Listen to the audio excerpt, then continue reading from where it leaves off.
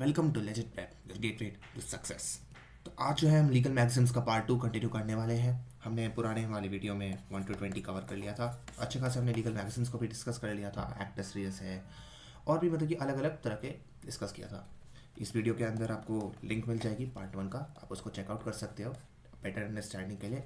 सीधी सी बात है, अगर आप सीक्वेंस से जाओगे तो आप ही के लिए बेटर रहेगा, राइट।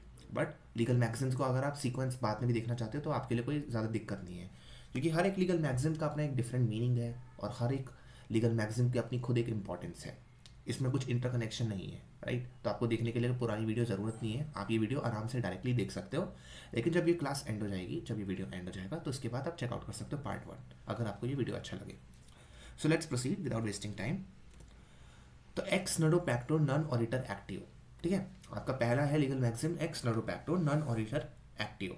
इसका मतलब होता है an action does not arise from the bare promise. अब देखो यहाँ पे हमें देखना है कि क्या क्या लीगल टर्म्स है। लीगल टर्म्स यहाँ पे सबसे पहली चीज़ तो प्रॉमिस है। प्रॉमिस जो है हमारा हमारा सेक्शन किस में डिफाइन है? सेक्शन 2C में हमारे पास प्रॉमिस के बारे में डिस्कशन किया गया है। कॉन्ट्रैक्ट एक्ट के प्रॉमिसर और प्रॉमिसी के बारे में डिफाइन किया गया है। सेक्शन 2B में भी उसके बारे में डिस्कशन कैसे किया गया है? ऑफर। कॉन्ट्रैक्ट एक्ट में एक ऑफर होता है, राइट। ए है और ये बी है। ए ने ऑफर किया बी को, ए ने ऑफर किया बी को कि मैं तुम्हें एक रेडियो बेचूंगा 500 रुपये के लिए। बी ने वो ऑफर एक्सेप्ट कर लिया। जैसे ही बी ए का ऑफर एक्सेप्ट करता है, वो क्या कहलाएगा? उसने ऑफर को एसेंट दे दिया अपना, यानी कि उसने ऑफर को एक्सेप्ट कर लिया। जब ऑफर को एक्सेप्टेंस मिल जाता है, ऑफर प्लस एक्सेप्टेंस जैसे ही कंप्लीट हो जाता है, तो वो चीज़ क्या कहलाती है? प्रॉमिस, यानी कि वादा, है ना। उसी चीज़ को हम प्रॉमिस कहते हैं। लेकिन हर प्रॉमिस की अपने आप में कोई लीगल वैल्यू नहीं होती। आए दिन आप लोग प्रॉमिस करते रहते हो। फॉर एग्जांपल मान लो मोहन है और सोहन है, ये दोनों दोस्त हैं। इन दोनों दोस्त के बीच एक प्रॉमिस होता है कि हम जाएंगे, एक मूवी टिकट इन्होंने लिया और बोलते हैं कि चलो भाई कल अक्षय कुमार की मूवी आई है, देखते आएंगे, मज़ा आएगा। और मोहन जो है वो सोते रह जाता है और वो आता नहीं है। यहाँ पे मोहन ने क्या किया? उसने प्रॉमिस का ब्रीच किया। बट क्या इसकी वजह से सोहन के पास कोई रेमेडी होगी उसके अगेंस्ट कोर्ट में? नहीं होगी। क्यों? क्योंकि ये प्रॉमिस इन्फोर्सेबल बाय लॉ नहीं है, it is only a social promise. तो प्रॉमिस यहाँ पे जो हम बात कर रहे हैं, हमें प्रॉमिस नहीं चाहिए, हमें प्रॉमिस के साथ एक लीगल चाहिए, लीगैलिटी चाहिए। जब वो प्रॉमिस लीगली इन्फोर्सेबल होगा तभी हम उसको कह सकते हैं कॉन्ट्रैक्ट, वरना उसकी कोई अपनी वैल्यू नहीं। आए दिन प्रॉमिस बनते हैं और प्रॉमिस टूटते रहते हैं। तो इसमें बोल रहा है कि an action does not arise from a bare promise, है ना। तो एक कॉन्ट्रैक्ट को अगर आप अराइज करना चाहते हो, मेनली कॉन्ट्रैक्ट एक्ट का क्या है पूरा एम? एक कॉन्ट्रैक्ट होना चाहिए। तो कॉन्ट्रैक्ट सेक्शन 2H में हमारा डिफाइन है इंडियन कॉन्ट्रैक्ट एक्ट में। उसमें कॉन्ट्रैक्ट की आपके पास डेफिनेशन क्या दी गई है? Contract is an agreement, contract is an agreement which is enforceable by the law. तो contract is an agreement enforceable by the law. That means अब कॉन्ट्रैक्ट के आपके पास एसेंशियल भी दिए हुए हैं, ठीक है, सेक्शन 10 के अंदर। उन एसेंशियल्स में से वन ऑफ द एसेंशियल है कंसिडरेशन। कंसिडरेशन, तो इसमें सिंपली बोल रहा है कि कोई भी कॉन्ट्रैक्ट होता है तो उसमें कंसिडरेशन इंपॉर्टेंट है। अगर वो कंसिडरेशन नहीं होगा तो वो क्या हो जाएगा? कॉन्ट्रैक्ट वॉइड हो जाएगा, सेक्शन 25 के अंदर। तो इसमें बोल रहा है an action does not arise from bare promise, यानी कि सिर्फ प्रॉमिस कर देने से जो है एक एक्शन अराइज नहीं होता आपके सामने, एक कॉन्ट्रैक्ट होना चाहिए। जब कॉन्ट्रैक्ट में कंसिडरेशन होगा, कंसिडरेशन मतलब क्या होता है? कंसिडरेशन हमारा 2D में जो डिफाइन है, अगर आप उसको बेसिक अंडरस्टैंडिंग समझना चाहते हो तो कंसिडरेशन का मीनिंग होता है समथिंग इन रिटर्न, है ना। Something in return. आपने मेरे लिए बोला कि मैं आपके लिए ये कर दूंगा, तो मैंने ही बोला कि मैं आपके लिए क्या कर दूंगा, right. It is a kind of an exchange. तो एक्सचेंज होना चाहिए। ऐसा नहीं कि सिर्फ ए बोल रहा है कि मैं तुम्हें जो है ये गाड़ी दूंगा, बट उसने बी से कुछ मांगा नहीं और ना बी ने कुछ ऑफर किया कि उसके लिए कुछ करेगा। यहाँ पे क्या है? ए सिर्फ गिफ्ट कर रहा है, और अगर वो गिफ्ट नहीं करता है तो that's okay, because action arise नहीं हो रहा है, यहाँ पे सिर्फ प्रॉमिस है। एक्शन तभी अराइज होगा जब प्रॉमिस बैक्ड बाय कंसिडरेशन होगा, तभी उसकी एक लीगल वैल्यू होगी। तो यही बोल रहा है एक्स नडो बैक्टो, यानी कि वो नहीं आएगा एक्शन में। डज नॉट नन ऑडिटर एक्टिव, an action does not arise from bare promise. तो सोहेल अगर प्रॉमिस लेट से मान लो करता है मनीष को that he will gift him 10,000 next week, तो अगर सोहेल जो है फिर नहीं पे करता, तो यहाँ पे मनीष जो है क्या है, उसके पास कोई एक्शन नहीं होगा सोहेल के अगेंस्ट। क्यों? क्योंकि यहाँ पे कोई कंसिडरेशन ही नहीं था, यहाँ पे गिफ्ट था, एक्सचेंज नहीं था। तो हमें एक्सचेंज की ज़रूरत होती है, कंसिडरेशन की ज़रूरत होती है किसी भी एक्शन को मेंटेन करने के लिए, कॉन्ट्रैक्ट को बनाने के लिए। तो उसी प्रिंसिपल को ये अंडरलाइन कर रहा है। फिर दूसरा है ex officio by the virtue of the office, ex officio. अब दीज देखो, आपने बहुत बार एक्स ऑफिशियो वाला टर्म एक्चुअली में सुना होगा, ex officio member, ex officio such and such. तो इसका मीनिंग क्या होता है एक्स ऑफिशियो का? इट मीन्स वो एक्शंस जो कि हम ले पाते हैं simply because you hold that position, actions taken because of authority of an official position. Let's assume यहाँ पे एक्स जो है, यहाँ पे एक मैजिस्ट्रेट है, एक्स है मैजिस्ट्रेट, मतलब यहाँ सिंपल सेंस में आप समझ सकते हो एक जज, ठीक है, मैजिस्ट्रेट है। मनीष ने एक कंप्लेंट फाइल किया, मनीष एक रेसिडेंट है किसी सिटी का, डिस्ट्रिक्ट का, तो उसने अपने मैजिस्ट्रेट को एक कंप्लेंट फाइल किया कि भाई हमारे यहाँ इलीगल कंस्ट्रक्शन हो रहा है तो आप इसको स्टॉप करवाइए। तो यहाँ पे जो है सोहेल या मिस्टर एक्स जो है मैजिस्ट्रेट, वो ऐसा ऑर्डर क्यों कर पाएंगे? वो इसीलिए कर पाएंगे ना क्योंकि मैजिस्ट्रेट है। अगर लेट से पीएम है, पीएम कोई डिसीजन ले रहा है कैबिनेट के रिगार्डिंग, तो पीएम वो डिसीजन क्यों ले पा रहा है कैबिनेट के regarding? Simply because he is PM, उसकी एक्स ऑफिशियो पोजीशन है वो पीएम, उसकी वजह से वो ले पा रहा है। So by virtue of the office, ये ऑफिस होल्ड कर रहा है, पोजीशन होल्ड कर रहा है, इसीलिए वो इस पावर को एक्सरसाइज कर पा रहा है। वरना बोलने को तो कोई भी बोल सकता है कि लेट से मिनिस्टर ऑफ रेलवेज ये नहीं होने चाहिए, मिनिस्टर ऑफ पेट्रोलियम ये नहीं होने चाहिए, लेकिन उनकी बात में वो वैल्यू नहीं होगी जो उस पर्सन की बात में वैल्यू होगी जो उस पोजीशन को होल्ड करता है, जो उस ऑफिस को होल्ड करता है। तो वहाँ पे हम टर्म यूज़ करते हैं एक्स ऑफिशियो, यानी कि इंपॉर्टेंस दिखाने के लिए कि जो पावर फ्लो कर रही है, जो राइट एक्सरसाइज हो रहा है, तो वो क्यों हो पा रहा है? तो इसलिए हो पा रहा है क्योंकि a person holds a position और उसकी वजह से वो अथॉरिटी फ्लो कर रही है उसकी। फिर तीसरा है आपके पास एक्स पार्टी, in the absence of one party ना। जनरली क्या होता है कि लेट से कोर्ट में कोई मैटर चल रहा है, ए है और बी है, इन दोनों के बीच कोई मैटर चल रहा है, मसला है, और वो कोर्ट में चला गया, कोर्ट कचहरी में। तो यहाँ पे आपको पता ही है कि कितना टाइम लगता है हर चीज़ में, कम से कम मान के चलो 7 ईयर लग रहे हैं लेट से। नाउ व्हाट हैपेंस, इसमें पता चलता है जनरली क्या होता है ना, जब भी कंप्लेंट फाइल होती है तो ऐसा नहीं होता कि दोनों ही पार्टी इक्वल लेवल पे होती है। मान लो ए का बहुत अच्छी पोजीशन हो रही होगी और बी की कम पोजीशन हो, वीक पोजीशन हो। आपने जनरली देखा होगा फॉर एग्जांपल अगर बिल्डर्स के अगेंस्ट या बिजनेसमैन के अगेंस्ट, बड़े बड़े जो रिच बिजनेसमैन होते हैं उनके अगेंस्ट जो केसेस होते हैं, तो जो उनके अगेंस्ट फाइल करते हैं वो उतने बेटर ऑफ पोजीशन में नहीं होते। तो हमेशा केस में जो होती है पोजीशन वो डिफरेंट होती है। एक पर्सन जो होता है वो बेटर ऑफ होता है प्रेजेंट पे, और दूसरा जो होता है उसकी हालत इतनी वीक होती है relatively.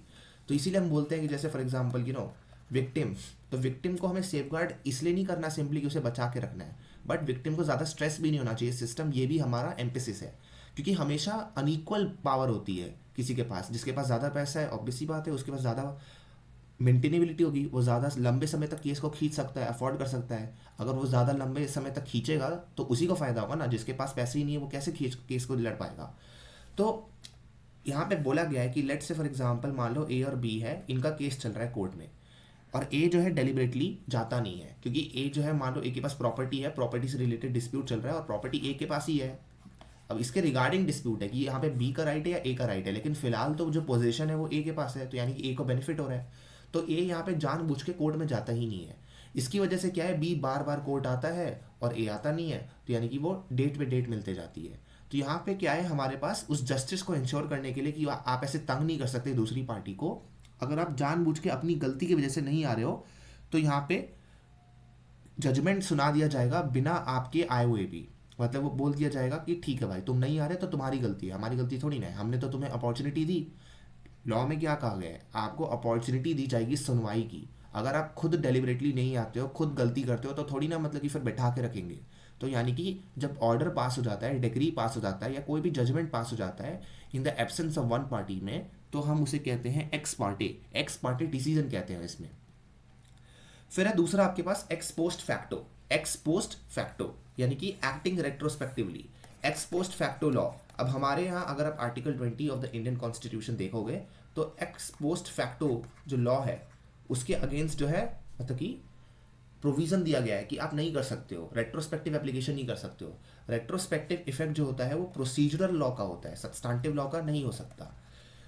X post facto law मतलब सिंपली होता है, लेट से मान लो 2004 है, ये 2004 है, 2014 है। 2014 में लेट से कोई लॉ बना, ठीक है, ये लॉ बना। अब 2014 में जो लॉ बना इसका इफेक्ट कब से होगा? इसका इफेक्ट तब होगा जब से ये पास हुआ है 1 जनवरी 2014। ऐसा नहीं होगा कि अब 2004 में, मतलब कि मान लो किसी ने वो क्राइम किया है, जब 2014 में इस लॉ ने डिक्लेयर कर दिया क्राइम, तो उसके लिए पनिश किया जाएगा? नहीं किया जाएगा ना, क्योंकि वो 2004 में हुआ है। जो भी क्राइम जो है या जो भी एक्ट्स जो है जो पनिशेबल है, वो तभी माना जाएगा जब वो उस डेट के बाद हो रहा है, उससे पहले नहीं माना जा सकता। तो 2004 में, 2014 से पहले जितने भी एक्ट्स हो गए और जिन लोगों ने कर लिया, उनके अगेंस्ट एक्शन नहीं हो सकता, क्योंकि उन तब तक तो लॉ ही नहीं बना था ना। जब लॉ बनेगा, जब लॉ किसी चीज़ को प्रोहिबिट करेगा, तभी तो आप उन लोगों को पनिश करोगे। तो ये अनफेयर हो जाएगा अगर आप उन लोगों को पनिश करने लग गए रेट्रोस्पेक्टिव एप्लीकेशन करके। तो एक्स पोस्ट फैक्टो बेसिकली, लेकिन यहाँ पे मीनिंग होता है कि जो लॉ अप्लाई करता है इवन बिफोर इट्स एप्लीकेशन। तो अगर 2024 में लेट से मान लो कोई नया लॉ पास हो गया जो कि बैन करता है, लेट से मान लो स्मोकिंग को, ठीक है, 5,000 का फाइन है, स्मोकिंग को उसने बैन कर दिया, और जो मनीष है लेट से वो स्मोक करा था 2023 में, 2024 में लॉ आया, 2023 में मनीष ने स्मोक किया, एंटी स्मोकिंग लॉ है 2024 में, 2023 में मनीष स्मोक कर रहा है, तो यहाँ पे जो है उसको फाइन नहीं किया जाएगा। क्यों नहीं किया जाएगा? Because it is a general principle of the law that law can't be applied ex post facto, यानी कि it can not be applied retrospectively, ठीक है, वो नहीं किया जाएगा।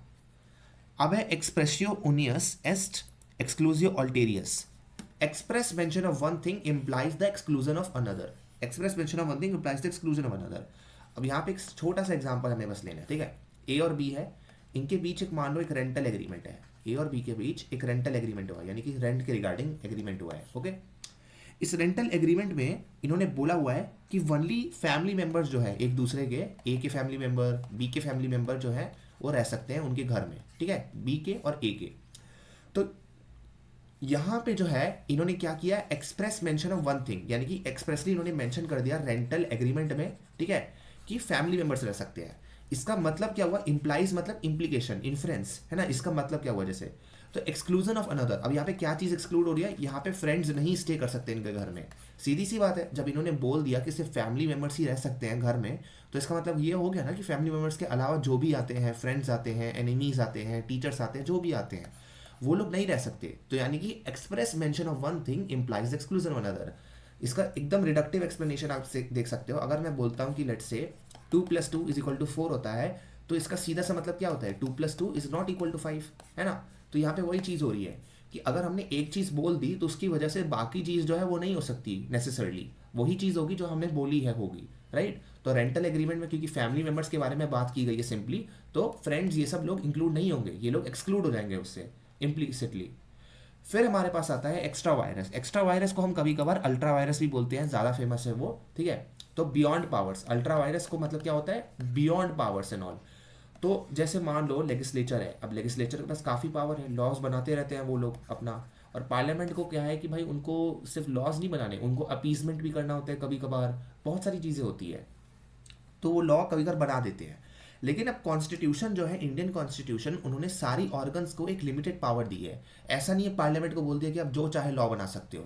तो आपकी जो पावर है, ठीक है, अगर मान लो लेजिस्लेचर को इस पावर में कुछ दिया हुआ है, तो आपको इसी फ्रेम, इसी सर्कल में अपनी पावर को एक्सरसाइज करना है। आप इससे थोड़ा भी बाहर नहीं जा सकते। अगर आप जाओगे तो उस पर चेक रखने के लिए कौन है? जुडिशरी बैठी हुई है ना, जुडिशरी बैठी हुई है। तो अगर लेजिस्लेचर मान लो कोई लॉ बना देता है, लेट्स से मान लो स्टेट है, स्टेट ने कोई लॉ बना दिया, और वो लॉ जो है स्टेट के पास पावर ही नहीं है बनाने के लिए, क्योंकि वो यूनियन लिस्ट में है। यूनियन लिस्ट पे कौन लॉ बना सकता है? सिर्फ सेंट्रल गवर्नमेंट बना सकती है, और स्टेट ने बना दिया, तो यानी कि ये तो उनके बियॉन्ड पावर्स हो गया ना। तो यहाँ पे कोर्ट क्या करेगी? उस लॉ को अल्ट्रा वायरस डिक्लेयर कर देगी, यानी कि beyond powers, it will be declared unconstitutional, against the constitution and all. तो उसी को हम कहते हैं beyond the powers, it is not within your powers. फिर आता है एक्स टर्पी कॉजा नन ऑरिटर एक्टिव।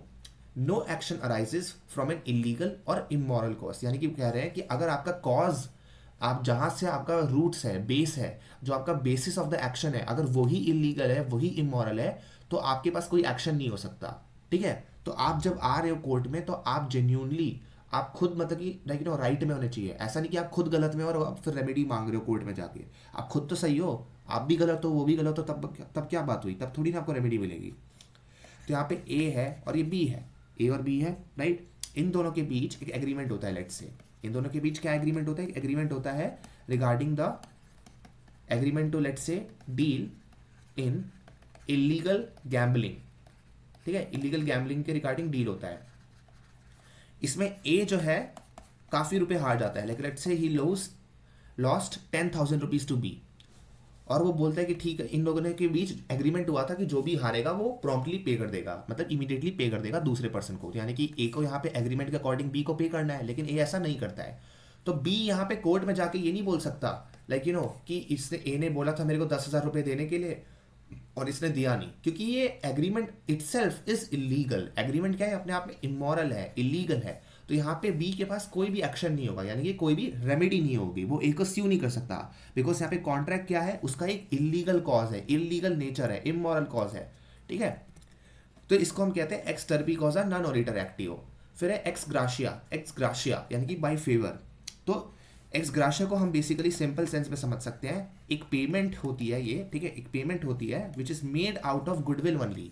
मतलब कि यहाँ पे कोई भी आपका लीगल बैकिंग नहीं होता, लीगल मैंडेट नहीं होता, आप सिर्फ अपनी मर्जी से, अपनी चॉइस से, वॉलेंटरली मतलब कि वो पेमेंट कर रहे हो, गुडविल है ना, अपनी मर्जी से कर रहे हो, अपने मतलब आपका मन कर रहा है इसलिए आप कर रहे हो। तो यहाँ पे आपका ज़रूरी नहीं है, you are doing a favour. तो लेट्स से मनीष की कंपनी है, उन्होंने अपने एक एम्प्लॉय सोहेल को फायर कर दिया, लेकिन उसे 1 लाख रुपए ग्राशिया में पेमेंट दे दिया। तो ये मैंडेटरी नहीं है, कंपनी के पास जो है राइट होता है कि वो फायर ऑफ कर सकती है एम्प्लॉय को एक रीजनेबल कॉज के लिए। उन्होंने फायर ऑफ कर दिया, मान लो लॉसेस में चल रहे होंगे, तो उनके पास हो सकता है कि वो ठीक है, वो निकाल सकते हैं अपने एम्प्लॉयज़ को, उनको ज़रूरत नहीं थी 1 लाख रुपए देने के लिए, लेकिन उन्होंने फिर भी दे दिया। तो यहाँ पे वो पेमेंट क्या कहलाएगी, एक्स ग्राशिया पेमेंट, यानी कि एक ऐसी पेमेंट जो आपको ज़रूरत नहीं है, लॉ बोलता नहीं कि आप करो ही करो ये पेमेंट, आप बस अपनी मर्जी से कर रहे हो, यानी कि आप एक्स ग्राशिया पेमेंट कर रहे हो बाय द फेवर इटसेल्फ। फिर आता है फोर्से मैजुरे। फोर्से मैजुरे मतलब होता है circumstances beyond one's control, that is irresistible force और कंपल्सन एंड ऑल। तो फोर्स मैजुरे क्लॉज जो होता है काफ़ी कॉन्ट्रैक्ट्स में होता है।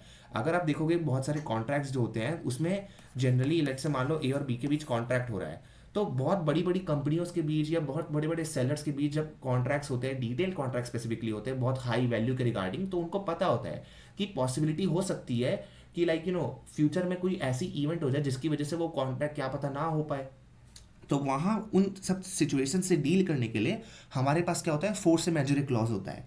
लाइक फॉर एग्जांपल ए और बी के बीच लेट से एग्रीमेंट होता है जिसमें ए बोलता है कि मैं तुम्हें सप्लाई करूँगा, ठीक है, ए बोलता है कि मैं तुम्हें सप्लाई करूँगा लाइक बी को फर्नीचर के लिए। बी का एक अपना फर्नीचर का बिजनेस है, तो वो बोलता है मैं तुम्हें सारा मटेरियल जो है इसके लिए सप्लाई कर दूंगा अप्रैल 1 तक मैं सप्लाई कर दूंगा। अचानक से क्या होता है, एक फ्लड आ जाता है जिसकी वजह से सोहेल का यानी कि ए का जो वेयर हाउस होता है अपना, ठीक है, ए का जो वेयर हाउस होता है, ए को सोहेल भी बोल लो आप, ठीक है, तो सोहेल का जो वेयर हाउस होता है वो डिस्ट्रॉय हो जाता है। तो यहाँ पे सीधी सी बात है, जब गुड्स खत्म हो गए, जब इसकी कोई गलती नहीं है, तो वो क्या कर सकता है, वो कुछ नहीं कर सकता। तो यानी कि वो फोर्स मैजेure है, सर्कमस्टांसेस बियॉन्ड वंस कंट्रोल, वो कंट्रोल नहीं कर सकता ना। कोई फ्लड को प्रेडिक्ट नहीं कर पाया, कोई फ्लड को कंट्रोल कर सकता है, नहीं कर सकता, नेचुरल डिजास्टर है। तो नेचुरल डिजास्टर की वजह से उसके गुड्स खत्म हो गए, वेयर हाउस में डिस्ट्रॉय हो गया जो भी गुड्स थे, तो यानी कि अब वो कॉन्ट्रैक्ट परफॉर्म नहीं कर सकता। तो यहाँ पे ए जो है उसको कोई कंपेंसेशन नहीं देना पड़ेगा बी को, वो अपनी लाइबिलिटी से एक्सक्यूज हो गया आप, क्योंकि वो सर्कमस्टांसेस ऐसे हो गए कि उसमें वो कुछ कर ही नहीं सकता। तो यहाँ पे फोर्स मैजेure क्लॉज कर गया।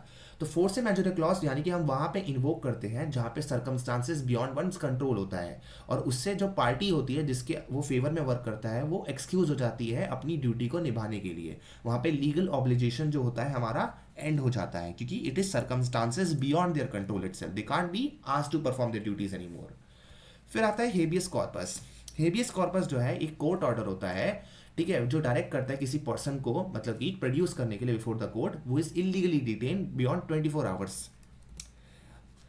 तो हेबियस कॉर्पस का मतलब सिंपली होता है कि फॉर एग्जांपल मान लो लेट्स से, अब हेबियस कॉर्पस का पिटीशन काफ़ी बार लगते रहता है और बहुत केसेस में फेमस केसेस में सर्च लाइट केस ले लो तो उसमें लगा है, और इमरजेंसी के टाइम सबसे ज़्यादा अगर कोई पिटीशन फाइल हुआ था तो वो हेबियस कॉर्पस हुआ था। क्यों हुआ था, लेट्स से ए है, ठीक है, ए को जो है अब जनरली क्या होता है, इट इज़ अ रूल कि अगर आपको अरेस्ट किया गया तो 24 घंटे के अंदर अंदर आपको मजिस्ट्रेट के सामने ले जाना पड़ता है, ठीक है, 24 घंटे के अंदर आपको ले जाना पड़ता है, या आपको रीज़न तो बताना ही होता है कि आपको किस बेसिस पर अरेस्ट किया गया है, राइट, आपका राइट है वो जानने के लिए। तो यहाँ पे मान लो ए को अरेस्ट किया गया without any reason, A is arrested without any reason, उसको विदाउट रीज़न रखा गया, पहली बार तो अरेस्ट किया गया और 3 दिन तक उसे कस्टडी में रखा गया, 3 दिन तक उसे कस्टडी में रखा गया। उसकी फैमिली जो है ए के बिहाफ पे, उसकी जो फैमिली है लेट्स से, वो हेबियस कॉर्पस की क्या करेगी, पिटीशन फाइल करेगी। तो इससे मतलब कि वो करेंगे फोर्स, किसको करेंगे फोर्स, पुलिस अथॉरिटीज़ को। तो अथॉरिटीज़ को वो फोर्स करेंगे कि वो जस्टिफाई करे कि उन्होंने अगर ए को डिटेन किया है तो क्यों किया है। तो हेबियस कॉर्पस का पिटीशन तब फाइल होता है जब किसी को इलीगली डिटेन कर लेती है अथॉरिटीज़, और यहाँ पे फिर बोला जाता है कोर्ट में जाके कि भाई इनको अरेस्ट किया गया है तो ये तो बताओ किस लिए अरेस्ट किया है, इनको प्रोड्यूस तो करो कोर्ट के सामने, सुनवाई तो करो, सुनवाई नहीं कर रहे ये लोग। तो वहाँ पे हेबियस कॉर्पस का पिटीशन फाइल होता है। तो हाई कोर्ट और सुप्रीम कोर्ट दोनों के अंदर यहाँ पे फाइल हो सकता है। आर्टिकल 32 के अंदर फाइल हो सकता है सुप्रीम कोर्ट में, आर्टिकल 226 के अंदर फाइल हो सकता है हाई कोर्ट में। फिर आपका इंट्रा वायरस यानी कि विद इन पावर्स, जैसे हमने अल्ट्रा वायरस पढ़ा, तो सिमिलरली उसी का चीज़ है ये उल्टा। अल्ट्रा वायरस क्या होता है, बियॉन्ड पावर्स, तो इंट्रा वायरस क्या होगा, with in powers, under the authority and all. तो यानी कि जो भी काम हो रहा है वो एक लीगल अथॉरिटी के साथ हो रहा है, उसमें एक प्रॉपर बैकिंग है, उसमें कुछ भी चीज़ इलीगल नहीं है ना, एक लीगल अथॉरिटी के साथ हो रहा है। तो एक मान लो एक सिटी काउंसिल है, वो एक प्रॉपर्टी टैक्स रख रही है। सिटी काउंसिल जो है प्रॉपर्टी टैक्स रख रही है यहाँ पे। तो जो भी प्रॉपर्टी टैक्स रख रही है वो रख सकते हैं, क्यों, क्योंकि उनके पास अथॉरिटी है। कोई मान लो म्युनिसिपल काउंसिल है ऑल, वो अपना अगर मान लो एमसीडी है लेट से, और उन्होंने कोई नोटिफिकेशन निकाला तो वो निकाल सकती है जहाँ अपने रेलेवेंट डिस्ट्रिक्ट को जो कंट्रोल करती है। क्यों, क्योंकि उनके पास फुल पावर्स है। प्रेसिडेंट है लेट से, प्रेसिडेंट डिक्लेयर कर रहा है कोई इमरजेंसी को क्योंकि काउंसिल ऑफ मिनिस्टर्स ने उसे एडवाइस किया है, तो वो कर सकता है क्योंकि उसके विद इन पावर है, यानी कि जो भी पर्सन है वो विद इन अथॉरिटी एक्ट कर रहा है, जो उसके पास पावर्स है सिंपली। तो इट इज एंटीथेसिस या उल्टा ऑफ अल्ट्रा वायरस या एक्स्ट्रा वायरस। फिर आता है इंपेरियम इन इंपेरियो, यानी कि मतलब एक sovereignty with in sovereignty and all. तो सॉवरेनिटी विद इन सॉवरेनिटी का मतलब क्या हुआ, देखो सॉवरेन का नेशन आपको समझना पड़ेगा कि सॉवरेनिटी का मतलब क्या होता है। सॉवरेनिटी का मतलब होता है कोई भी एक ऐसा पर्सन जो कंट्रोल नहीं होता किसी चीज से, मतलब इसका अगर आप लिटरल मीनिंग में जाओगे तो sovereign is defined as a person who is not control to anyone, who is not subject to anyone's will. तो India is a sovereign nation, that means India is independent autonomous, है ना, independent है, autonomous है, it is capable of taking its own decision, है ना, हमें depend नहीं करना पड़ता किसी और नेशन पे अपने डिसीजंस लेने के लिए, अपनी फॉरेन पॉलिसी को डायरेक्ट करने के लिए। We are sovereign in that sense. तो यहाँ पे बोल रहे हैं कि let's see India is a sovereign nation, तो इंडिया के अंदर भी एक सॉवरेन चीज हो सकती है, और वो क्या होगी, तो इसका सबसे अच्छा एग्जाम्पल आपका है ट्राइबल एरियाज, है ना। हमारे यहाँ अगर आप 6 शेड्यूल्स देखोगे फॉर एग्जाम्पल जो दिए हुए हैं, 4th शेड्यूल एंड ऑल, तो इन सब में आपको मिलेगा कि सेमी ऑटोनॉमस रीजन के बारे में बात किया गया है। Semi autonomous region, semi autonomous का मतलब ये फुल तरीके से ऑटोनॉमस नहीं है, क्योंकि सीधी सी बात है हमारी कंट्री के अंदर है तो हम कंट्रोल तो करेंगे ही, सेंट्रल गवर्नमेंट का तब भी कंट्रोल तो होगा ही, लेकिन एक कुछ लेवल पे ये इन लोगों के पास ऑटोनॉमी होती है लेट्स से, है ना, जो और स्टेट्स के पास नहीं होती होगी, और एरिया के पास नहीं होती होगी इंजॉयमेंट। तो सेमी ऑटोनॉमस रीजन्स, तो सेमी ऑटोनॉमस ट्राइबल रीजन्स जो होती है, मतलब कि वो अपने आप को गवर्न कर सकते हैं। क्यों कर सकते हैं गवर्न अपने आप को, क्योंकि उनका कल्चर अलग है काफ़ी बाकी लोगों से, तो उनके कल्चर को प्रोटेक्ट करने के लिए उनको एक सेमी ऑटोनॉमस का स्टेटस दे दिया जाता है। तो यहाँ पे जो मैगजिम लगता है वो लगता है इंपेरियम इन इंपेरियो, ये उसी का इलुसिडेशन है, इंपेरियम इन इंपेरियो, यानी कि वो लोग सॉवरेन है किसके अंदर, एक सॉवरेन चीज़ के अंदर, तो सॉवरेनिटी विद इन सॉवरेनिटी। फिर आता है इंजूरियस साइन डैमनम, यानी कि violation of legal right, injury without damage. अब देखो इसको आपको साथ में पढ़ना पड़ेगा, ठीक है, इसको आपको साथ में पढ़ना पड़ेगा, डैमनम साइन इंजूरिया, ठीक है, डैमनम साइन इंजूरिया के साथ हमें पढ़ना पड़ेगा, क्योंकि ये दोनों ही बहुत ही इंटर रिलेटेड कॉन्सेप्ट है, और ये टॉट का बहुत ही फेमस कॉन्सेप्ट है नॉल है। इंजूरियस साइन डैमनम का जो आपका मोस्ट लैंडमार्क केस है वो है एशबी वर्सेस वाइट, ठीक है। एशबी वर्सेस वाइट में देखो क्या होता है, इसमें एक पर्सन होता है ए और एक बी होता है। बी जो है यहाँ पे पुलिसमैन है, और ए जो है यहाँ पे एक वोटर है। इलेक्शन का माहौल है, राइट, इलेक्शन हो रहे हैं, और यहाँ पे कैंडिडेट्स खड़े हैं, कैंडिडेट है यहाँ पे, candidate number A, candidate number B, और भी बहुत सारे कैंडिडेट्स होंगे, जितना आपको मान लें आपकी मर्जी। तो यहाँ पे ए जो है वो चाहता था कैंडिडेट नंबर ए को वोट करने के लिए, और जो बी था यहाँ पे मतलब कि उसने रोक लिया। ए वोट करने जा रहा था कैंडिडेट ए को, सीधी सी बात है क्योंकि वो कैंडिडेट ए को जिताना चाहता था, और ए जा रहा था, और बी ने उसे रोक लिया। और यहाँ पे मतलब कि वो रोक दिया उसे क्योंकि उसके पास कोई लीगल रीजन नहीं था ए को रोकने के लिए, बस उसने रोक दिया, उसे प्रिवेंट कर दिया वोट कास्ट करने से। उसके बावजूद कैंडिडेट ए जो है वो कैंडिडेट बी और सी को डिफीट कर देता है और वो जीत जाता है। तो यानी कि ए जिस कैंडिडेट को वोट करना चाहता था और जिताना चाहता था वो जीत गया, लेकिन फिर भी जो है ए यहाँ पे स्यू करता है पुलिसमैन को। तो यहाँ पे मतलब कि कॉन्सेप्ट अराइज होता है कि देखो ए का तो कोई लॉस हुआ नहीं, ए को तो कैंडिडेट को जिताना था, वो जीत गया, उसका लॉस क्या हुआ। लेकिन यहाँ पे बोला कि नहीं, ए का लीगल राइट था यहाँ पे वोट करने का, है ना, लीगल राइट था वोट करने का, और उसका लीगल राइट वायलेट हुआ है। तो अगर आपका लीगल राइट भी वायलेट हुआ है तो ये मैटर नहीं करता कि आपका कितना रुपए का खर्चा हुआ है या कितना रुपए का लॉस हुआ है, 0 रुपए का भी लॉस हुआ हो, लेकिन फिर भी आपका अगर लीगल राइट वायलेट हुआ है देन आपको कंपेंसेशन मिलेगा। टॉर्ट में अनलिक्विडेड डैमेजेस मिलेंगे, भले ही नॉमिनल मिले लेकिन मिलेंगे। तो इंजूरिया साइन डैमनम यानी कि लीगल इंजरी मैटर करती है। मैटर ये नहीं करता कि आपको डैमेज हो रहा है या नहीं, मैटर ये करता है कि लीगल इंजरी हुई है नहीं। इसीलिए उसका उल्टा अगर आप देखोगे, डैमनम साइन इंजूरिया जो है उसका उल्टा डैमनम साइन इंजूरिया, तो उसमें है डैमेज, है ना, उसमें होता है डैमेज विदाउट इंजरी। अब कौन सी इंजरी, लीगल इंजरी, है ना, डैमेज विदाउट लीगल इंजरी। तो यहाँ पे कोई दिक्कत नहीं है। अगर मान लो किसी को कोई लॉस हो रहा है, लेट से, राइट, लेट से मान लो ए और बी है, ये दोनों का एक अपना ग्रामर स्कूल है, ठीक है, दोनों का अपना स्कूल है, राइवल स्कूल, और एकदम पास पास है। तो ए जो है मतलब कि अपना एक नया स्कूल खोलता है बी की लोकेलिटी में, और बच्चों को मतलब कम फीस में लेने लगता है। तो यहाँ पे सीधी सी बात है, कंपटीशन दे रहा है, राइट, कंपटीशन दे रहा है वो, और कंपटीशन दे रहा है तो यानी कि बच्चे जो है ए के स्कूल में अब ज़्यादा जाने लगते हैं। पहले बी के स्कूल में जा रहे थे, अब ए के स्कूल में ज़्यादा जाते हैं, जिसकी वजह से ए को प्रॉफिट होता है, लेकिन बी को क्या होता है, उसकी वजह से लॉस होता है, बी के बिजनेस पे लॉस होने लगता है। तो यहाँ पे बी को डैमेज हो रहा है, बिल्कुल हो रहा है डैमेज, लेकिन क्या यहाँ पे लीगल इंजरी हो रही है, नहीं हो रही है, क्योंकि यहाँ पे ए जो है सिंपली अपना फ्रीडम टू ट्रेड एक्सरसाइज कर रहा है। तो यानी कि इट इज़ वेरी वाइटल कि जो इंजरी हो रही है वो लीगल इंजरी हो, जो डैमेज हो रहा है वो लीगल इंजरी की वजह से हो। अगर वो डैमेज नॉर्मल हो रहा है, ऑर्डिनरी कोर्स में हो रहा है, without violating any legal right, then that's completely okay and acceptable, उसमें कुछ गलत नहीं है। बट अगर मान लो लीगल राइट वायलेट हो रहा है और डैमेज नहीं हो रहा, तब वहां पे आपको रेमेडी मिलेगी, क्योंकि लीगल राइट वायलेट होना चाहिए। तो what is most important, legal right का वायलेशन। तो इंजूरिया साइन डैमनम, और उसी का उल्टा है डैमनम साइन इंजूरिया। तो इंजूरिया साइन डैमनम में आपके पास एक्शन होगा, आपके पास राइट टू रेमेडी होगी, आप स्यू कर सकते हो, लेकिन आप डैमनम साइन इंजूरिया में कर सकते हो नहीं कर सकते हो, क्योंकि वहां पे लीगल राइट वायलेट नहीं हो रहा है। फिर है इबीजस उबी रेमेडियम, यानी कि where there is a remedy there is a right, where there is a remedy there is a right. अब देखो इसको उल्टा कर दिया गया है ना, ये था पुराना कॉन्सेप्ट। अब है उबी जस इबी रेमेडियम, यानी कि where there is a right there is a remedy. अब इसका इम्प्लीकेशन क्या हुआ आपको समझना जरूरी है, ठीक है। Where there is a right there is a remedy, this is more expensive concept, यानी कि प्रोग्रेसिव कॉन्सेप्ट है ये। देखो अगर मान लो where there is a remedy है देयर इज अ राइट, यानी कि हम राइट्स को लिमिटेड कर रहे हैं। For example let's say parliament एक लॉ बनाता है, ठीक है, पार्लियामेंट बंच ऑफ लॉज बनाता है, और बंच ऑफ लॉज बनाता है जिसमें आपको अलग अलग तरह के राइट देते हैं। फॉर एग्जाम्पल लेट्स से आपको मिल गया right to travel in time, ठीक है, right to travel in time, तो आपको right to travel in time मिल गया। अब सीधी सी बात है कि आप वो राइट को इन्फोर्स कर सकते हो, नहीं कर सकते हो, नहीं कर सकते हो ना, राइट को इन्फोर्स भी तो करना होगा ना, वो भी तो प्रोवाइड करना होगा। यहाँ पे बोला गया है कि अगर where there is a remedy there is a right, तो यानी कि अगर लॉ ने ये नहीं बोला कि अगर ये राइट को कोई वायलेट कर रहा है तो इसके लिए क्या रेमेडी है, तो यानी कि वो राइट एग्जिस्ट ही नहीं करता, इसका मतलब ये हुआ।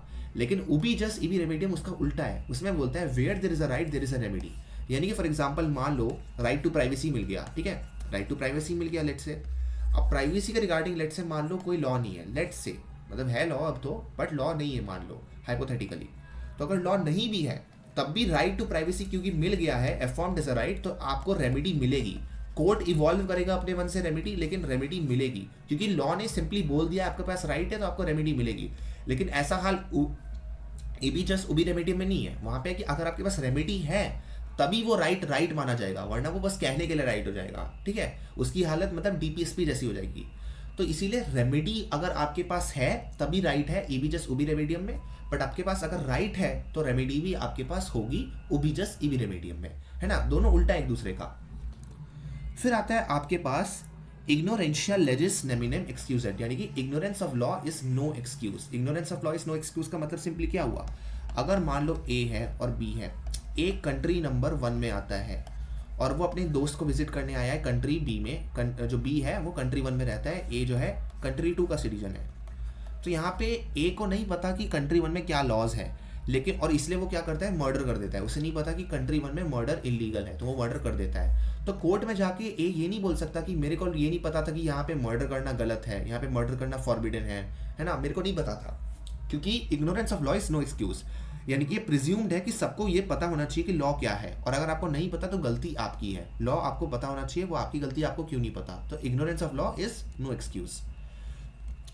अब ये इंजूरियस एंड डैमनम तो हमने कर ही लिया ये दोनों, तो आई थिंक ये दोनों थोड़ा रिपीट हो गया आपका, ठीक है। फिर है जस्ट स्क्रिप्टम। जस्ट स्क्रिप्टम यानी कि रिटन लॉ। तो रिटन लॉ, अब रिटन लॉ यानी कि मतलब फॉर एग्जांपल जो भी चीज़ लिखी गई है, इंडिया में मेनली हमारे जो लॉज है सारे के सारे रिटन है, लेकिन आप अगर आप फॉर एग्जांपल इंग्लिश लॉ देखोगे, ब्रिटिश कॉन्स्टिट्यूशन देखोगे, तो वो सिर्फ रिटन लॉ नहीं है, वहाँ पे मतलब कि कॉन्स्टिट्यूशन नहीं है। हमारे यहाँ कॉन्स्टिट्यूशन है, हमने हर चीज़ लिखी हुई है, अगर आप नेट पे सर्च करोगे कॉन्स्टिट्यूशन आराम से आपको मिल जाएगा। लेकिन वही चीज़ अगर आप मान लो इंग्लैंड में सर्च करोगे कि ब्रिटिश कॉन्स्टिट्यूशन, आपको नहीं मिलेगा। आपको अलग अलग तरह के डॉक्यूमेंट्स मिलेंगे, लेकिन आपको कोई रिटन कॉन्स्टिट्यूशन नहीं मिलेगा। तो जस्ट स्क्रिप्टम का मतलब होता है रिटन लॉ, है ना। तो फॉर एग्जांपल जैसे BNS है, रिटन लॉ है, BNSS है, ये सब रिटन लॉ है, BSA, an number of laws है हमारे पास, ये सारे के सारे लॉज क्या है, रिटन लॉ, यानी कि इसको हम क्या कहेंगे, जस्ट स्क्रिप्टम कहेंगे। ये सिर्फ ओरल नहीं है ना, ये लिखा हुआ है। फिर है जस्ट इन पर्सनम। जस्ट इन पर्सनम, तो जस्ट इन पर्सनम यानी कि होता है right against a specific person, right against a specific person and all. तो यानी कि फॉर एग्जांपल मान लो A है और ये B है, ठीक है, A और B है। अगर B ने और A ने, इनके बीच मान लो कोई कॉन्ट्रैक्ट हो रहा है, लेट्स से एक कॉन्ट्रैक्ट हो रहा है, तो दोनों के ऊपर राइट्स एंड ऑब्लिगेशंस होंगे, सीधी सी बात है। राइट्स एंड ऑब्लिगेशंस अराइज होते हैं जब भी कॉन्ट्रैक्ट होता है दो पार्टीज के बीच में। मान लो A ने बोला कि मैं आपको 500 रुपये दूंगा, B ने बोला कि मैं तुम्हें जो है लेट्स से गुड्स सप्लाई करूंगा। तो यहाँ पे B की ड्यूटी क्या है, गुड्स सप्लाई करना। A का राइट क्या है, गुड्स को रिसीव करना। A की ड्यूटी क्या है, 500 रुपये B को देना। B का राइट क्या है, 500 रुपये रिसीव करना। यानी कि राइट्स एंड ड्यूटीज दोनों राइज हो रहे हैं। तो यहाँ पे अगर मान लो कोई भी पर्सन अपना ऑब्लिगेशन जो है फुलफिल नहीं करता, मान लो A 500 रुपये नहीं देता या B गुड्स नहीं देता, तो इन दोनों के पास एक दूसरे के अगेंस्ट राइट होगा ना बस। यहाँ पे C और D इनका तो कोई राइट नहीं होगा, या सिमिलरली A और B का कोई राइट तो होगा नहीं C और D के अगेंस्ट। इनका राइट किसके अगेंस्ट होगा, इन दोनों के अगेंस्ट होगा ना, एक दूसरे के अगेंस्ट। तो यानी कि जस्ट इन पर्सनम यानी कि right against a specific person होता है ना। जस्ट इन पर्सन यानी कि right against a specific person. तो ये कॉन्ट्रैक्ट ऑफ सेल में सबसे ज़्यादा इन्फोर्स होता है। फिर आपके पास आता है जस्ट इन रेम। जस्ट इन रेम होता है right against the world at the large and all, right against the world at the large. तो लेट्स से मान लो आपका एक घर है, A है, यानी मिस्टर ए का ये घर है। अब यहाँ पे रोड है, मेन रोड है, ठीक है। टॉर्ट में क्या है, टॉर्ट में फंडामेंटल कॉन्सेप्ट ये है कि बस गलत काम होना चाहिए, इंटेंट मैटर ही नहीं करता। क्रिमिनल लॉ में इंटेंट मैटर करता है, टॉर्ट में नहीं मैटर करता। टॉर्ट में से वो गलत काम होना चाहिए। तो यहाँ पे A का घर है, अब ये मेन रोड है, पास है, तो काफ़ी लोग क्या करते हैं, गलती से ट्रेसपास कर देते हैं, ठीक है। बहुत बार उनको पता नहीं चलता कि वो कब फुटपाथ पे वॉक कर रहे हैं और कब उसके घर में चले गए वो एक्चुअली में, कि वो सटा हुआ एकदम। तो यहाँ पे जैसे ही वो उसके टेरिटरी में गए, जैसे ही वो उसके उन्होंने बाउंड्री क्रॉस कर दी, उसके घर में आ गए, तो यहाँ पे उन्होंने क्या कर दिया, उन्होंने ट्रेसपास कर दिया। तो A के पास राइट है कि जितने भी लोग ट्रेसपास कर रहे हैं उनको वो प्रोसिक्यूट कर सकता है, उनके अगेंस्ट क्या है, उसके पास राइट ऑफ एक्शन है इन द कोर्ट। तो ये राइट क्या है, राइट इन रेम है, जस्ट इन रेम है, यानी कि ये right against the world at large है उसके पास अवेलेबल, है ना, right against the world at large. फिर आपके पास आता है लोकस स्टैंडाई। अब लोकस स्टैंडाई है यानी कि right of the party to bring an action before the court. लोकस स्टैंडाई होता है right of a party to bring an action before the court.